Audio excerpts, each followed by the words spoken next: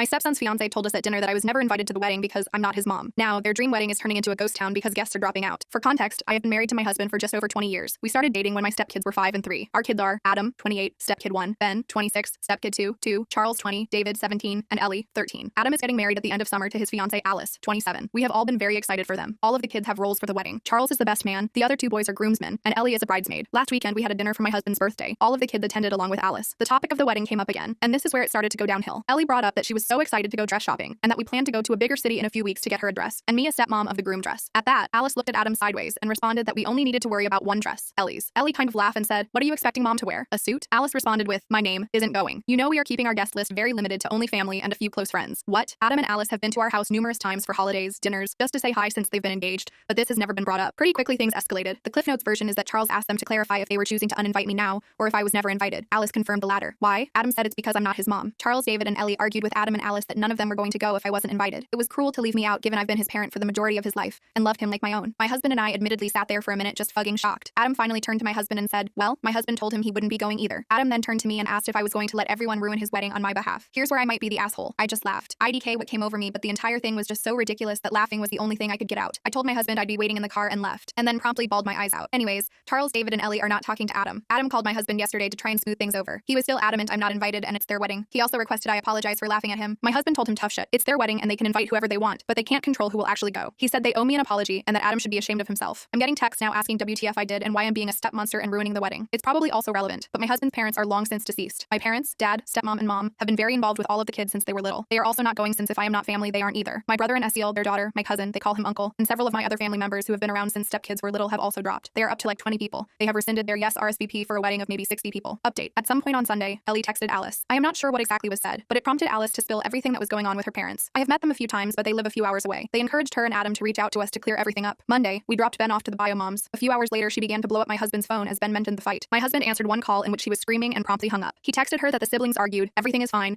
and that if Ben has any further questions, we will talk about when he's back with us. From some of the things she texted, we knew she was the root of all of this. Monday, Adam also met up with Charles, and he did come clean. Charles texted us to see if it was okay if they came over after, and we said yes. I'm not going to lie, Adam looked a mess. He immediately began crying and apologizing. The short and sweet is that he's been trying to mend bridges with bio mom. Their wedding isn't 60 people, it's blown up to about double that, and they have been struggling to figure out how to pay for it. At one of their visits, Alice let it slip, and bio mom jumped to help pay for things. It slowly snowballed from there, from small requests to big requests. I am not sure what the final nail in the coffin was, but it ended with bio mom requesting I not be there. Adam said it was easier to hurt me and risk WW3 with his mom. Alice's parents were less than pleased to find out how they've been with the wedding budget, and even less so at bio mom's antics. They are trying to figure out how to start covering the payments bio mom has made. We've decided to help some with this. Adam also asked if we could meet again in a few days with Alice, and we've said yes. There is still a lot of ground to cover for this to be close to mended. I am still hurt, but mostly, I'm angry on behalf of my oldest son.